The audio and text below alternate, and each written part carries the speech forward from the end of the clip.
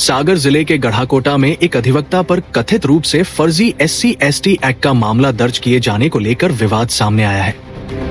बता दें, गढ़ाकोटा निवासी अधिवक्ता और कांग्रेस कार्यकर्ता कमलेश साहू ने पुलिस अधीक्षक को आवेदन देकर आरोप लगाया है कि 31 दिसंबर 2025 को उनके खिलाफ अपराध दर्ज किया गया, लेकिन ये FIR आज तक पुलिस पोर्टल पर प्रदर्शित नहीं है। Join the next, be the best. Bundelkhand का सबसे विशाल और आधुनिक विश्वविद्यालय ज्ञानवीर यूनिवर्सिटी। उन्होंने बस विवाद की घटना का हवाला देते हुए निष्पक्ष जांच और पुनर्विवेचना की मांग की है। पुलिस कार्रवाई पर सवाल उठ रहे हैं।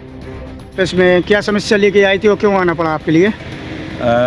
2025 के लास्ट दिन 31 तारीख को मेरे ऊपर मुझे जो जानकारी प्राप्त हुई है कि मेरे ऊपर एक अपराध पंजीबद्ध हुआ है गढ़ाकोटा में, जिसका अपराध क्रमांक 655 है और SC/ST धाराओं के तहत है, SC/ST एक्ट के तहत। लेकिन पिछले 25 दिन से ना ही वो FIR मुझे पोर्टल पे दिखाई दे रही है और मेरे सानोदा थाने के जो TI साहब हैं अपने पुलिस बल के साथ, गढ़ाकोटा का पुलिस बल जो है हमारे ढाबे पे भी गया 2 बार देखने के लिए और घर के आसपास भी पुलिस चक्कर लगा रही है। अब मुझे ये समझ में नहीं आ रहा पुलिस किसी प्रकार का कोई षड्यंत्र तो नहीं मेरे साथ कर रही, चूँकि मैं वहाँ राजनीति भी करता हूँ और वहाँ का कहना चाहिए कि मैं विपक्ष में राजनीति करने के नाते हमेशा विरोध करता रहता हूँ राजनीतिक लोगों का। तो मेरे खिलाफ कई झूठे मामले पंजीबद्ध हैं, आज तक कोई अपराध सिद्ध नहीं हुआ। मैं माननीय न्यायालय से भी 2-3 मामलों में बरी हुआ हूँ और बाकी मामलों में अभी चल रहे हैं और ये नया एक मामला दर्ज कर दिया। ये कौन ये दबाव की राजनीति कर रहा है, ये कौन लोग हैं? अब देखिए, वहाँ तो हमेशा से दबाव की राजनीति होती आई है और पुलिस की राजनीति वहाँ गढ़ाकोटा में हमेशा होती रही, रहली विधानसभा क्षेत्र में, और उसी के तहत मुझे ऐसा लगता है, मुझे अंदेशा है, कुछ लोगों ने मुझे बताया कि आपके ऊपर कोई बड़ी धाराएं इस केस में मैं बना के, इसीलिए वो पोर्टल पे दर्ज नहीं है मामला और इसीलिए कुछ बताया नहीं जा रहा है कि उसमें कोई बड़ी धाराएं लगाते हुए और मुझे सीधे जेल भेजने की तैयारी है। मेरे खिलाफ कोई बड़ा षड्यंत्र है जिससे मेरी हत्या भी हो सकती है। ये आप वकील हैं, वकालत भी करते हैं, तो बिना सूचना दिए पुलिस कैसे कार्रवाई कर सकती है? वही मेरी समझ में नहीं आ रहा। 25 दिन हो गए, ना मुझे कोई नोटिस तामील हुआ है, ना मुझे इसके लिए बुलाया गया कि आप पे पंजीबद्ध है मामला, आप जमानत कराइए या मुचलका भरवाइए या पेश होइए, कुछ भी। तो अभी तक कोई ऐसी वो नहीं हुई है और मामला दर्ज है। आपके प्रति कौन मामला पंजीबद्ध करा सकता है? भारतीय जनता पार्टी के लोग? बिल्कुल बिल्कुल। कौन है आखिर, नाम तो बताइए भाई साहब। देखिए, मैं मतलब पूरा विवाद ये हुआ था कि गढ़ाकोटा मेरी बस चलती है सागर से दमोह, उसमें 3 दारू पी के 3 लड़के बैठे थे मकरौनिया बहेरिया से और उन्होंने रास्ते में कंडक्टर से विवाद किया। मुझे तो कुछ पता नहीं, मैं तो घर में था। उन्होंने विवाद किया और विवाद करने के बाद जब सवारियों ने कहा कि इनको उतार दो, तो साजली के पास उन तीनों को लड़कों को उतार दिया कंडक्टर ने। तो जब उतारा तो वो धमकी दे रहे थे कि मैं देख लूँगा, मुझे उतारा है, मैं दीपू भार्गव का आदमी हूँ, मैं गोपाल भार्गव का आदमी हूँ। इस टाइप से वो लड़के कौन है पता नहीं, मैं भी नहीं जानता उनको कहाँ के हैं। उनने मेरे खिलाफ FIR कर दी। आज आप यहाँ पर आए थे SP ऑफिस में, क्या आश्वासन मिला है? मैं तो माननीय SP साहब के समक्ष इसलिए आया था कि साहब इस मामले की सत्यता की जांच करा ली जाए। और मैं ये भी आपको बता दूं कि जिस दिन ये FIR हो रही थी उस दिन थाना प्रभारी महोदय ने जो बिहेवियर मेरे साथ किया, चुटकी बजा के सीधा बाहर निकाल दिया, मेरी कोई बातें ही नहीं सुनी, जबकि उस समय तक FIR नहीं हुई थी।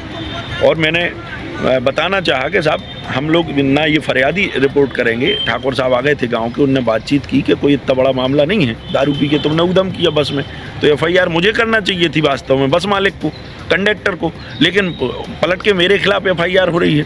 तो इस संबंध में वो फरियादी भी बोलने लगे कि साहब हमें कोई FIR नहीं करना, लेकिन उसके बावजूद भी गढ़ाकोटा थाने में मेरे खिलाफ। गढ़ाकोटा थाना प्रभारी कौन है? और ये आप सानोदा प्रभारी की बता रहे हैं, तो सानोदा थाने में तो मामला ही कायम नहीं है आपका, फिर सानोदा थाना पुलिस क्यों गई आपके यहाँ? देखिए क्या है, हमारे यहाँ थाना प्रभारी सब इंस्पेक्टर हैं, कौन है? शुभम दुबे जी अभी आए हैं, 1-8 महीना। और सानोदा थाना कौन है? सानोदा में फुल फ्रेश TI, क्या नाम है उनका? शायद भरत ठाकुर है जी, भरत ठाकुर जी। तो SC/ST एक्ट की विवेचना जो है TI स्तर के रैंक का अधिकारी करता है कोई भी, तो हो सकता है कि वो मामला। तो भारतीय जनता पार्टी जब से आई है तो कांग्रेसियों पर मामले दर्ज करवाती है क्या? भाई साहब यही चल रहा है पूरे देश भर में, आप देख रहे हैं, हमारे राहुल गांधी से लेके कमलेश साहू तक, मतलब और छोटे नीचे स्तर के कार्यकर्ताओं तक, सब पुलिस की प्रताड़ना से काफी। मोहन यादव मुख्यमंत्री हैं, गृह मंत्री उन्हीं के, गृह प्रभारी उन्हीं के पास, क्या अभी 29 तारीख को लगभग आ रहे हैं, तो क्या कहना चाहेंगे मोहन यादव? मुझे आपके माध्यम से जानकारी लगी है तो मैं अब प्रयास करूंगा कि देवरी में ये आवेदन लेकर पहुंचूं उनके समक्ष 26 जनवरी को मुख्यमंत्री महोदय के सामने मैं गुहार लगाऊंगा कि साहब कम से कम इतना तो अन्याय ना करें। तो फरियादी भी मना कर रहा है कि साहब हमें FIR नहीं करना है, उसके बाद भी 26 जनवरी को तो प्रभारी मंत्री राजेंद्र शुक्ला सागर आ रहे हैं, उनसे भी क्या करेंगे क्या? बिल्कुल बिल्कुल प्रयास करेंगे कि उनसे मुलाकात हो जाए। और मैं तो निवेदन करूंगा आपके माध्यम से कि भाई मुझे प्रशासन उनसे मिलने दे और मुझे सच्चाई बताने का अधिकार है, वो बताना चाहिए। ठीक है, आज भाजपा कांग्रेस अपनी जगह है भाई साहब, लेकिन आप मुखिया हैं जिले प्रदेश के, आप CM हैं या डिप्टी CM हैं या मिनिस्टर हैं, जो भी हैं, तो आप मुखिया सबके हैं।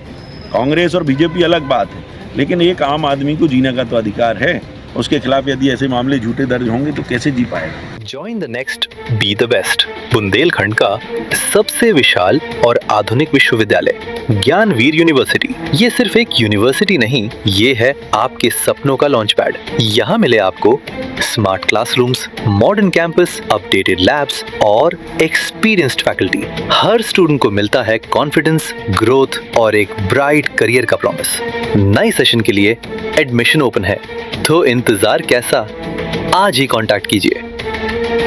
रिपब्लिक सागर मीडिया को सब्सक्राइब अवश्य करें और आप हमारी आने वाली सभी वीडियो को देखना चाहते हैं तो आपको उसके लिए घंटी जरूर दबानी पड़ेगी, ताकि आपको सभी वीडियो की नोटिफिकेशन समय समय पर मिलती रहे। रिपब्लिक सागर मीडिया पर जो भी वीडियो आएगा वह सच की कसौटी पर कसकर ही आएगा।